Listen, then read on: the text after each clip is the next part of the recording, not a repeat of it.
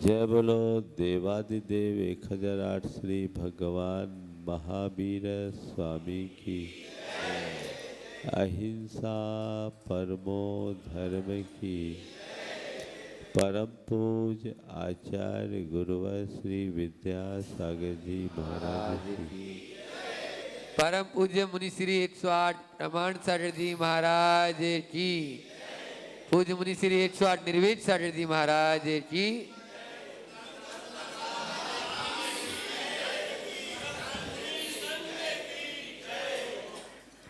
धरती में बीज बोते हैं, वो अंकुरित होता है, पल्लवित होकर वृक्ष का रूप धारण करता है और उसमें फिर से फूल फल लगते हैं।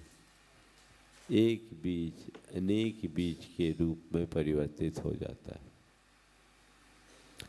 वही बीज यदि किसी चट्टान पर पड़ जाए तो हवा पानी में सड़ गल कर नष्ट भ्रष्ट हो जाता है। बीज धरती में समाकर भी मिटता है और पत्थर में पड़ कर के भी मिटता है। बीज का धरती में समाहित होना अपने क्षुद्र अस्तित्व को विराट स्वरूप प्रदान करना है और पत्थर पर सड़ जाना अपने अस्तित्व को ही मिटा डालना है। हमारा जीवन एक बीज है, इसके साथ दोनों प्रकार की भूमिकाएं, दोनों प्रकार की संभावना है। एक तो जीवन के इस बीज को सुचरित्र की भूमि पर बोए अथवा विषयों की चट्टान पर डालें।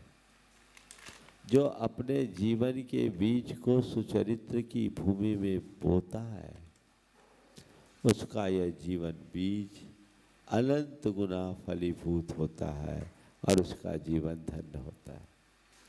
और जो वो नहीं कर पाते वो पत्थर पर पड़े बिजे बीज की तरह विषयों के प्रभाव से नष्ट भ्रष्ट हो जाते हैं। हमारा आपका सबका अतीत का इतिहास यही रहा है। अनादि से इस संसार में हमने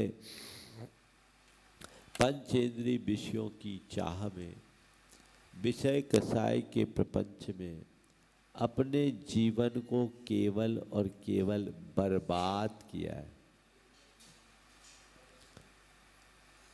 बिरले भाग्यशाली जीव होते हैं जिन्हें सद्गुरु की कृपा मिलती है, जिन्हें सद्गुरु की कृपा से दिशा और दृष्टि प्राप्त होती है और वे चरित्र के मार्ग पर अग्रसर होकर अपने जीवनोद्धार का मार्ग प्रशस्त करते हैं। आज बहुत उत्तम दिन है, उत्तम प्रसंग है। परम पूज्य गुरुदेव हम सब के लिए ऐसे ही तारनहार के रूप में मिले।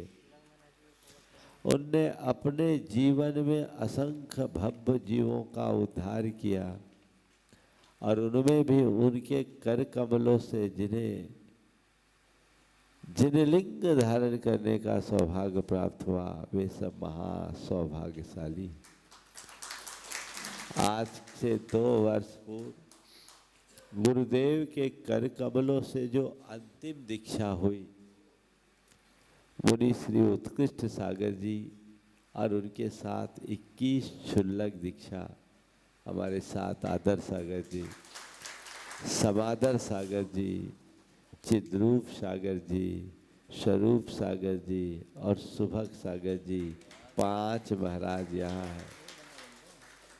गुरुदेव ने यही जब इनकी दीक्षा हुई थी तो मुझसे यही संदेश कहा था, इन्हें भेज रहा हूँ, इनको अपने साथ रखो, पालो पोसो, आगे बढ़ाओ। गुरुदेव की आज्ञा के अनुसार अभी तक इन लोगों का बहुत अच्छे से निर्वाह हुआ है और ये लोग अपना निर्वाह भी कर रहे हैं। मैं देख रहा हूँ ये लोग अपनी साधना और आराधना में किसी प्रकार की कोई कमी नहीं रख रहे, और हमने भी अपने स्तर पर जितना बना उतना प्रयास किया, और हमारे साथ निर्वेक सागर जी और संधान सागर जी का भी इन्हें पूर्ण संरक्षण है। अब आगे बढ़ने और बढ़ाने की बात है, उसका भी जल्दी समय आए और ये लोग आगे बढ़े, ऐसी आप सब भावना भाई। किसी के चाहने से ऐसा नहीं होता, जब समय आता है तभी होता है। लेकिन मैं इतना आप सबसे कहूँगा, हम लोगों का तो ये सौभाग्य हुआ कि हमें दीक्षा मिल गई, पर दीक्षा मिलना बहुत कठिन है, और दीक्षा को पाने के साथ साथ दीक्षा को निभाना और अधिक कठिन है।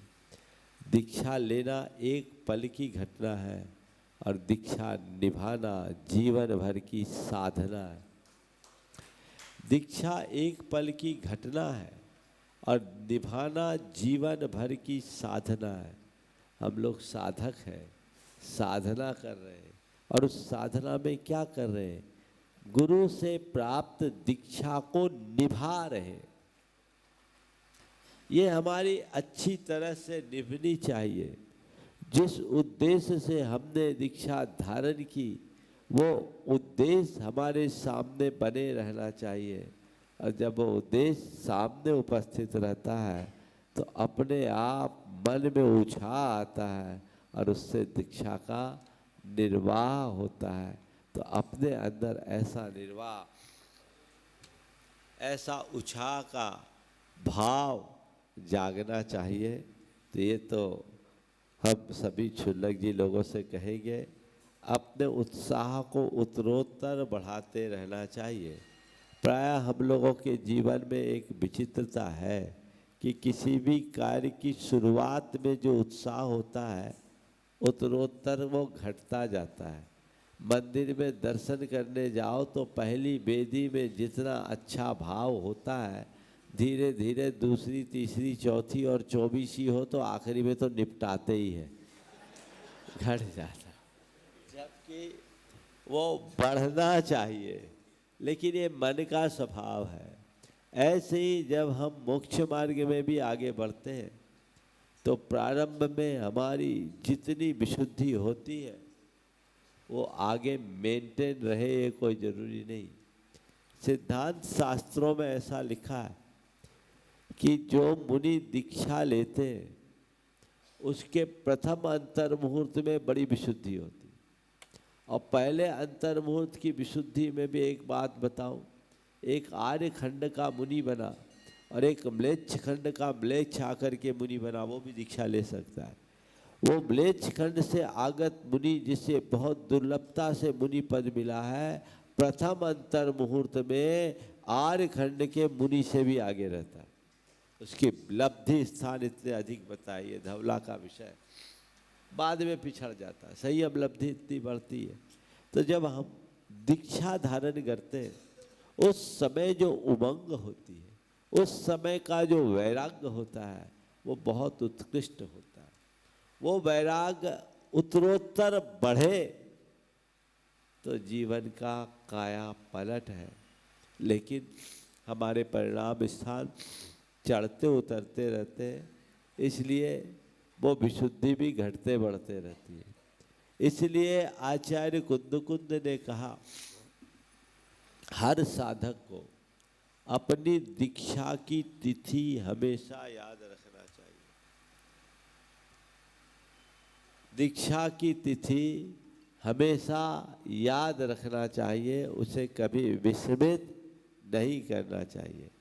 दीक्षा की तिथि याद रखना चाहिए मतलब दीक्षा की तिथि याद रखोगे तो तुम्हारे सामने तुम्हारी दीक्षा का उद्देश्य उपस्थित रहेगा, और जब दीक्षा का उद्देश्य उपस्थित रहेगा तभी दीक्षा को सार्थक कर पाएंगे। गुरुदेव कहा करते थे, देखो तुम लोगों का कितना प्रबल पुण्य है कि आज ये दिगंबर अवस्था को धारण करने का सौभाग्य मिला। एक दिन नेमावर में मूलाचार्य प्रदीप पढ़ाते समय उन्होंने कहा था, शायद महाराज जी भी थे, कि मुझे आप लोगों में आचार्य कुंद की छवि दिखाई पड़ती है। और एक साथ बैठे इतनी मुनि मुद्राओं को देखकर मुझे बड़ा आनंद आता है। और जो सुख मुझे अनुभव हो रहा है वो आप लोग नहीं कर सकते, क्योंकि मैं आप सबको इकट्ठे देख पा रहा हूँ, आप लोग तो केवल मुझे देख रहे हैं। तो उन्होंने कहा कि ये आप लोगों ने जो मुनि पद को धारण किया, परमेष्ठी का रूप धारण किया, ये महादुर्लभ पद है। और ये सब यूं ही नहीं पाया, किसी परिस्थिति ने मुनि नहीं बनाया, अपने वैराग्य से प्रेरित होकर के मुनि व्रत को धारण किया। सब कुछ होने के बाद सब कुछ छोड़ा है।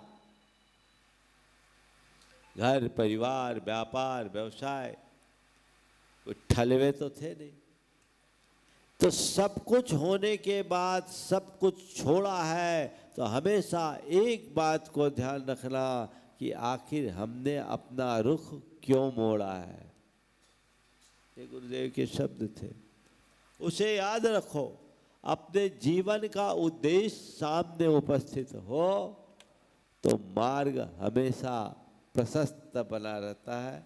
ये संदेश आज मैं पांचों क्षुल्लक जी को दूंगा। ये तो हम खुद को भी संदेश देते हैं।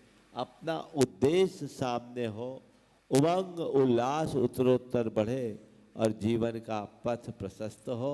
और आज के संदर्भ में आप लोगों के लिए यही संदेश कि हमेशा एक ही बात ध्यान रखना, भवस्य सारम किम किल व्रत धारणम च। इस भव का सार क्या है? व्रत को अंगीकार करना, व्रती बन कर के जियो और व्रतों के साथ जाने का लक्ष्य बनाओ।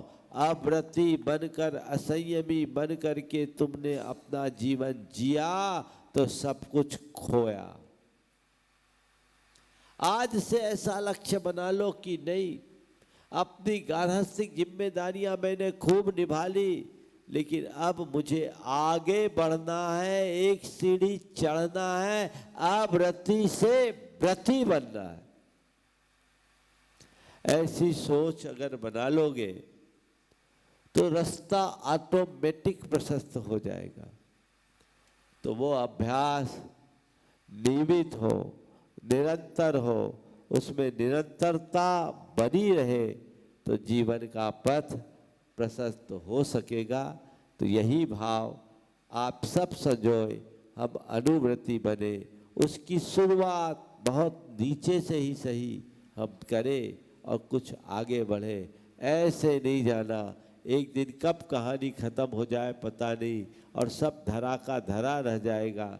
इसलिए आप सोचते हो मैं रोज पूजा पाठ कर लेता हूँ, मैं थोड़े बहुत व्रत उपवास कर लेता हूँ, मैं अपने क्षमता के अनुसार दान और पुण्य भी कर लेता हूँ, इतना पर्याप्त नहीं है। ये पर्याप्त नहीं है। अपने जीवन का उद्धार करना चाहते हो, भाव उद्धार करना चाहते हो, भाव सागर से पार उतरना चाहते हो, तो व्रती बनकर के संलेखना का भाव रखो और संलेखना के साथ अपना देह परिवर्तन करो तो जीवन धन्य होगा। यहीं पर विराम। बोलिए परम पूज्य आचार्य गुरुवर